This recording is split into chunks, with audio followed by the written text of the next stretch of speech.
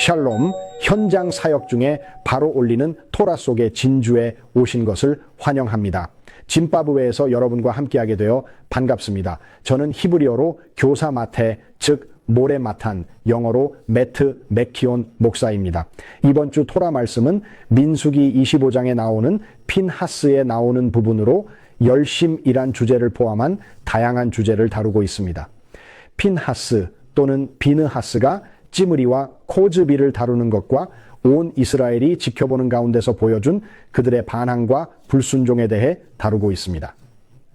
자, 핀하스의 열심에 대해 자세히 살펴봅시다. 전통적인 유대인의 관점에서 보면 하나님의 율법을 대놓고 거역하던 이스라엘인 찌므리와 미디안 여인 코즈비를 죽인 핀하스와 그의 열심은 논쟁의 여지가 있지만 매우 중요한 사건입니다. 이 행위는 우상 숭배와 부도덕으로 인해 이스라엘 백성을 황폐케 하던 전염병을 멈추게 합니다. 탈무드 사내들인 82a에는 핀하스와 그의 행동에 대한 논쟁이 나오는데 궁극적으로 인간 행동의 일반적인 모델이 아니라 특정 상황에 따른 예외로 묘사하고 있습니다. 분명히 죽음은 매우 심각한 문제이며 이 경우 한 사람 또는 두 사람의 목숨을 빼앗는 것은 아주 비참한 일이죠. 그리고 그것은 예외적인 상황으로서 일반화할 수 있는 규칙이 아닙니다. 하지만 핀하스의 열정은 우리가 주목해야 할 부분입니다. 내 아버지의 집에 대한 열심이 나를 집어삼킨다는 성경 구절을 기억하시죠? 이 메시아적 통찰에서 이 이야기는 신약성경 요한복음 2장 13, 17절에서 예수님께서 성전을 정화하는 장면에서 하나님의 집과 율법에 대한 열심이라는 주제를 강조합니다. 하나님의 집에 대한 열심에서 비롯된 예수와의 행동은 불의에 대한 절제되고 의도적인 대응을 보여주며 방법에서는 핀하스와 다르지만 근본적인 동기는 비슷합니다. 이 행위는 또한 예배를 지키고 정화하는 데 있어 메시아의 역할을 강조합니다. 두 번째, 핀하스와 맺은 하나님의 평화 언약을 살펴봅시다. 전통적인 유대인의 관점에서 볼 때 핀하스는 그의 행위에 따라 하나님으로부터 평화의 언약을 부여받습니다. 지난번에도 살짝 언급했지만 그가 정확히 무엇을 했는지 구체적으로 이야기해 보겠습니다. 찌므리는 코즈비라는 미디안 공주인 미디안 여인을 데려와 자신의 장막으로 데려와 관계를 가집니다. 이제 미디안 여인들은 이스라엘 남자들에 대항하는 무기로 보내졌습니다. 이것은 지난주 토라 부분에서 발락과 발람의 계략에서도 볼 수 있는 것입니다.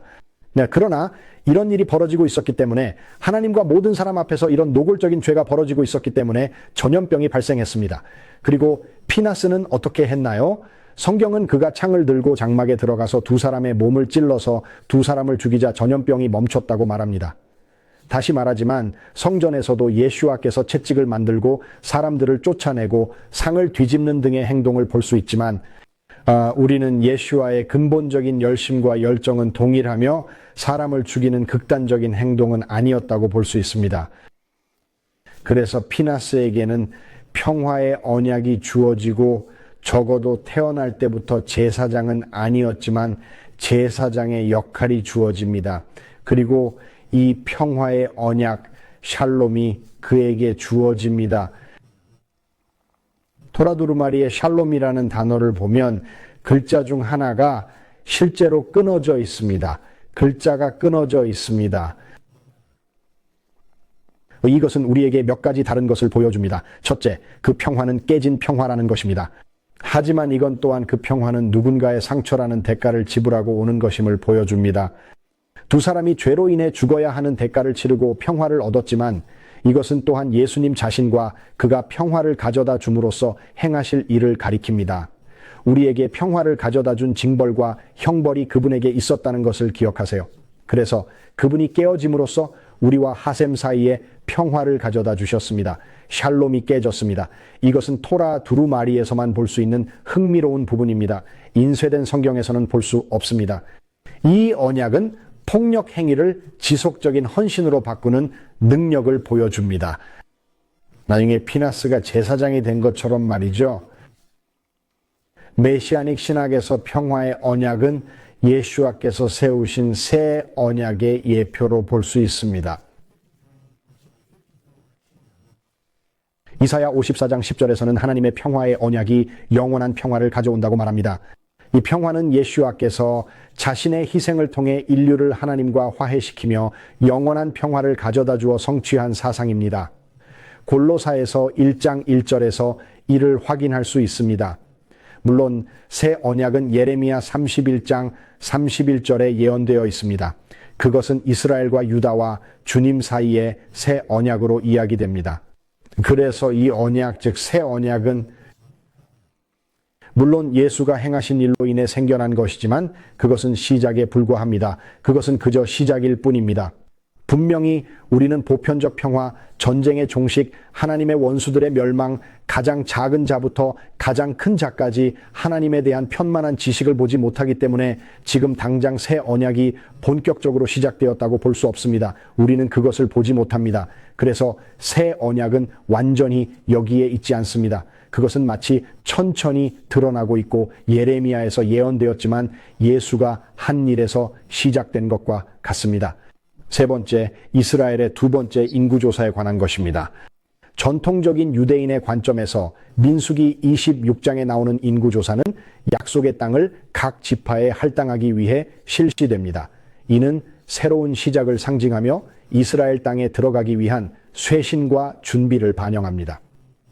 라시는 전염병 이후 실시된 이 인구조사가 심판에서 치유와 회복으로 전환점을 맞이하는 중요한 의미를 지닌다고 설명합니다.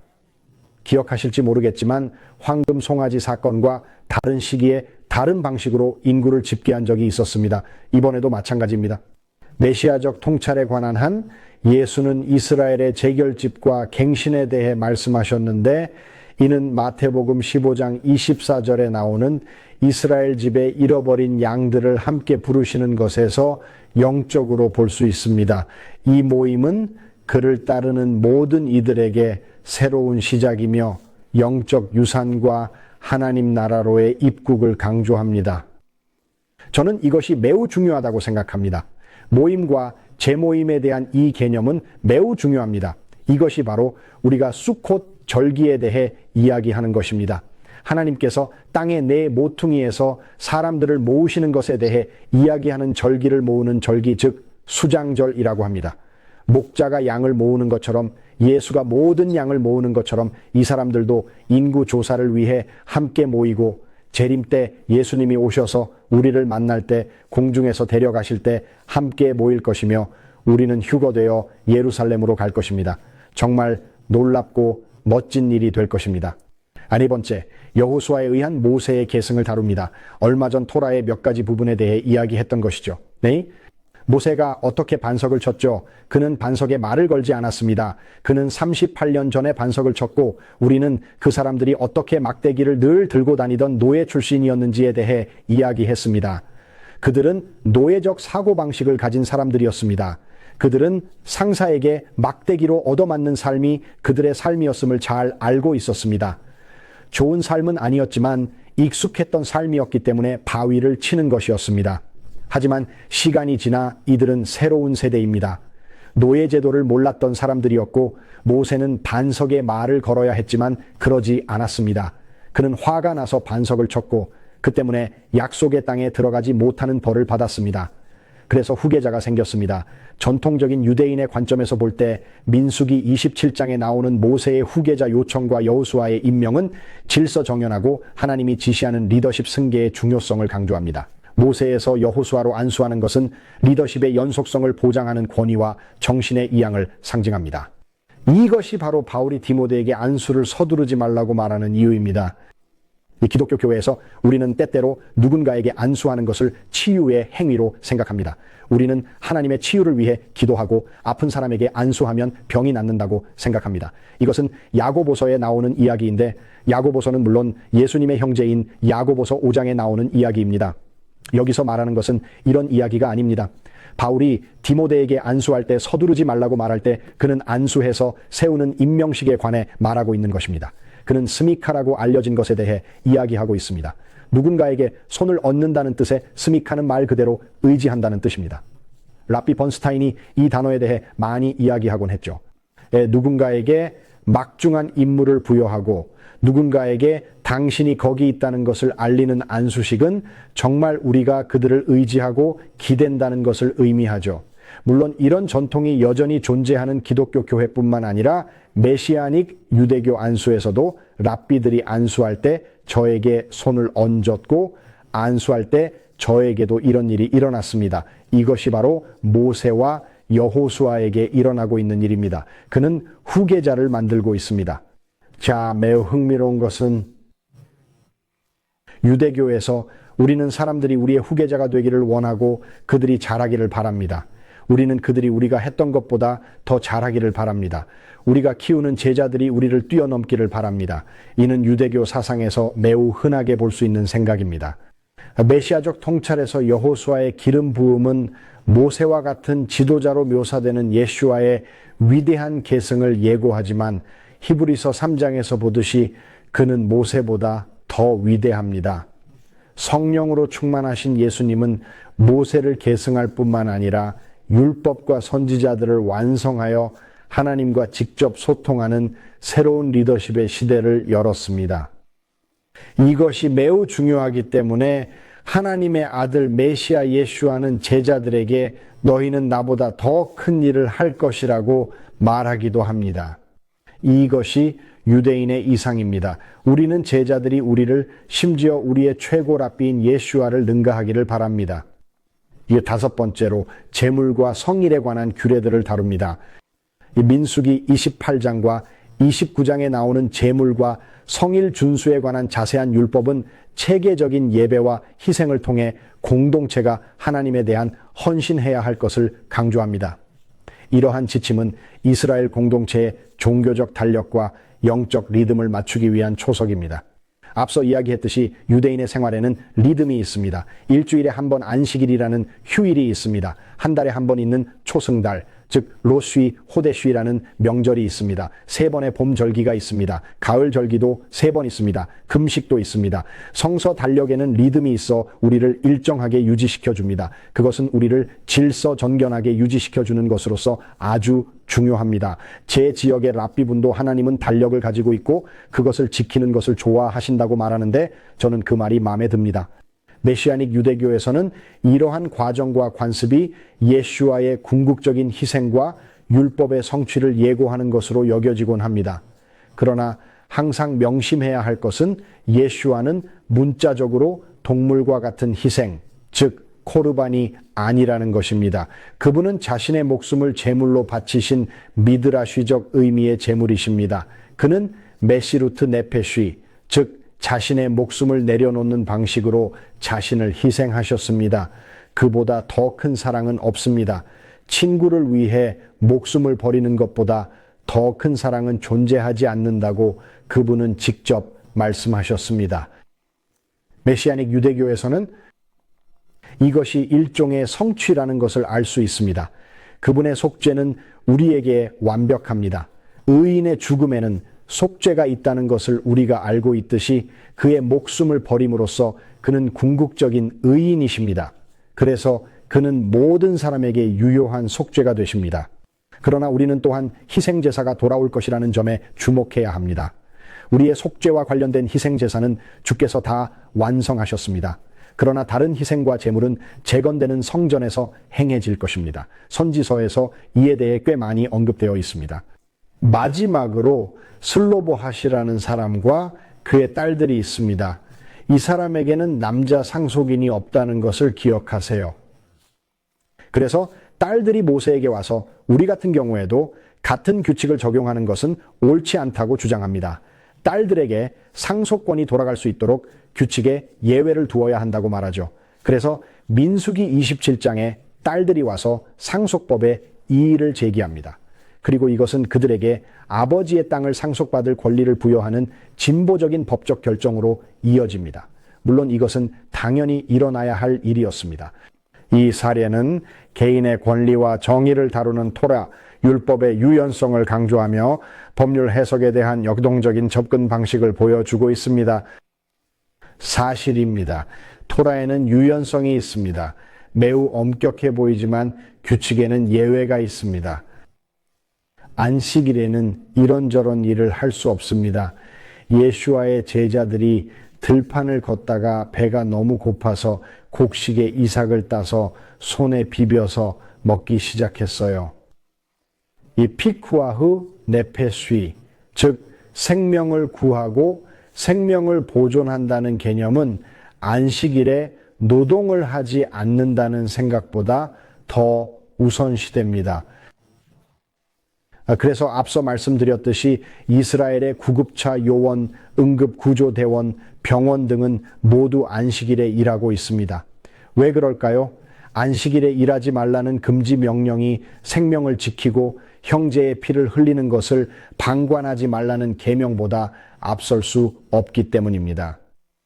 따라서 토라는 때때로 매우 엄격하고 율법적으로 보이지만 법적인 유연성과 규칙에 대한 예외를 동시에 포함하고 있습니다.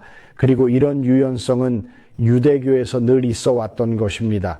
율법이 유연성이 없어 보일 때는 우리가 율법을 온전히 이해하지 못해서 그런 일이 발생합니다. 또는 무슨 일이 일어나고 있는지에 대한 법적 이해가 부족할 때입니다.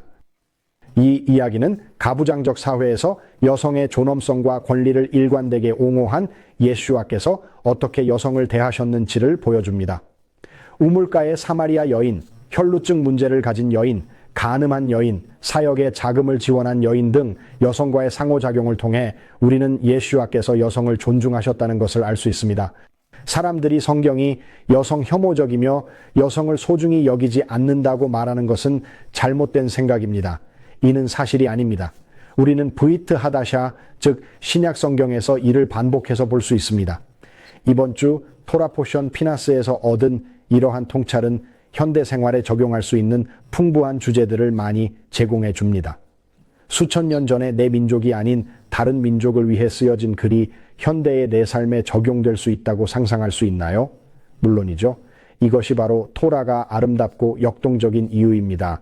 이것이 바로 토라가 우리에게 중요한 이유이며 유대인의 관점에서 토라를 이해해야 하는 이유입니다. 그렇지 않으면 눈에는 눈, 이에는 이 같은 구절을 보고 문자 그대로 받아들이게 될 겁니다. 사실 토라에서는 이 구절을 문자 그대로 본 적이 없습니다. 네가 내 눈을 상하게 하면 나도 내 눈을 상하게 해도 된다는 뜻이 아닙니다. 그걸 의미하는 것이 아닙니다. 이것은 항상 재정과 관련된 것으로 이해되어 왔습니다. 재정적으로 책임을 지고 그에 따른 보상을 해줘야 함을 의미하죠. 고의든 실수든 내 눈이 다치면 적어도 예전만큼은 내가 할 수 있는 일을 할 수 없게 됩니다. 따라서 보상이 있어야 합니다. 눈을 잃었다면 치아를 잃은 것과 같은 보상이 아니라 눈을 잃은 것에 상응하는 보상이 있어야 합니다. 눈을 잃는 것보다 치아 하나를 잃음으로써 할 수 있는 일은 훨씬 많습니다. 이것이 바로 눈에는 눈, 이에는 이의 의미입니다. 그리고 우리가 토라를 이해하고 그것이 얼마나 아름다운 법률 문서와 판례집인지 이해하고 그것에 대한 구전적인 해석과 함께 묶어서 이해하면 남성 상속인이 없는 경우와 같은 특정 경우에도 매우 역동적인 방식으로 이 율법이 사용될 수 있음을 알게 되죠. 남자 상속인이 없을 경우 상속 재산이 딸에게 돌아갈 수 있습니까? 이 경우에는 가능합니다. 그래서 이것은 메오신 토라 부분입니다. 비록 시작은 죽음의 이야기로 시작되고 피나스의 열심 때문에 피 흘림이 발생하지만 말이죠. 그리고 우리가 여기에 표시한 다른 성일과 절기들에 대한 것들이 있습니다. 매년 이런 것들을 공부하는 것은 정말 멋진 일입니다. 그리고 여러분도 저처럼 토라를 공부할 때마다 새로운 것을 발견하게 될 것입니다. 그렇기 때문에 우리는 유대교가 가지고 있는 훌륭한 주석과 구전 전통을 활용해야 합니다.